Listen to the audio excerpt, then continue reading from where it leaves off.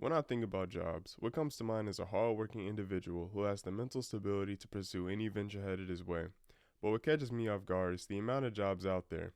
With so many jobs, it's hard to keep up with everything going on in the world.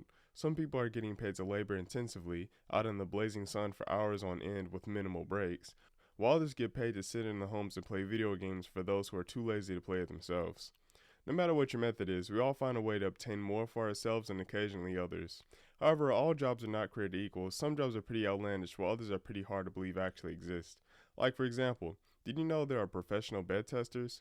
These individuals are hired by hotels and mattress companies to go around sleeping and napping on mattresses in order to determine the quality. Now I know what you're thinking. Pay to sleep on a bed? Sleeping on a bed is all I do. Where do I sign up? Well, you'd be remiss to believe that there's more to it than that.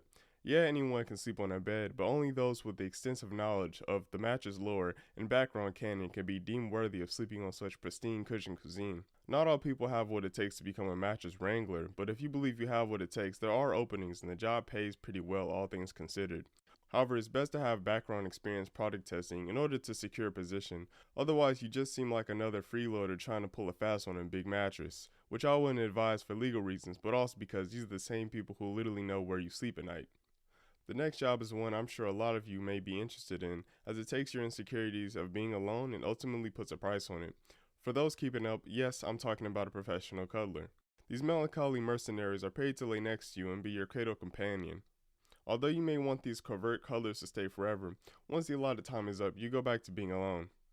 Don't feel ashamed for seeking one out though. I try to hire one so I can talk about the geopolitical climate of the world and show them my Beyblade collection. Drago for life, by the way. However, none of them responded, so I may have to save it for my next date. Anyway, you can even be a cuddler yourself and charge other people to be around you instead of the other way around. It's also worth mentioning that this job has been around for quite a bit and isn't expected to go anywhere, as people being socially awkward is just a part of the human condition, so you can keep your hopes up for a little longer. Alright, I hear you thinking, what about a useful job, one that I can pursue? Well, are you good at absolutely nothing? Are you typically told that you're a waste of space and that each breath you take could be better used elsewhere? Then fortunately for you, I have the perfect job. As your typical sack of useless body weight can be used in a more practical sense as a professional line stander. As a line stander, you can literally be someone else's waste of space. Holding someone else's spot for the next shoe, tech gadget, or therapy session, you can be assured that you're spending your time wisely as you help others better use theirs. If you think this is a joke, sadly you're mistaken, as you can make a pretty honest living by being a placeholder. In fact, the people who are being hired are typically people who aren't doing much anyway, so it can be pretty beneficial.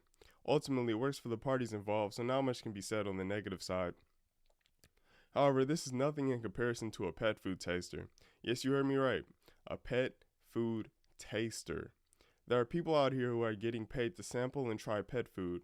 Apparently, they do this in order to make sure the quality and taste is good, but it's hard to believe they aren't just using it as an excuse to see how far the human body will go before ultimately removing itself from existence. But seriously, are we going to just believe that even if humans could taste like animals, there aren't better ways of gauging taste? Why not just sample it out to a few dogs and see which ones they prefer, if they even have a preference? I assume there are important reasons for humans to taste it, but it's hard to imagine that this is the best way. Gladly, they actually spit out the kibble after tasting it, so maybe there's still hope for humanity after all. Now, a job that requires a keen sense isn't something new. Fragrance companies, of course, will require individuals with a substantial sense of smell and fragrance profile in order to determine the unique aromas of their products. However, there are lesser known uses for this archetype, such as an armpit smeller.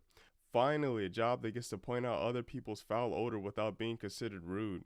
An armpit smeller is tasked with the responsibility of taking a big whiff of Todd at the gym and explaining to him exactly how bad his body reeks of Fritos and damp swamp water. It may seem like a daunting task. However, once enough research is conducted, preventative measures can be taken in order to ensure that every Todd out there no longer has the fear of being the one guy that causes noses to flinch as he walks by. And that's pretty much it. If you liked it, subscribe, and thanks for watching.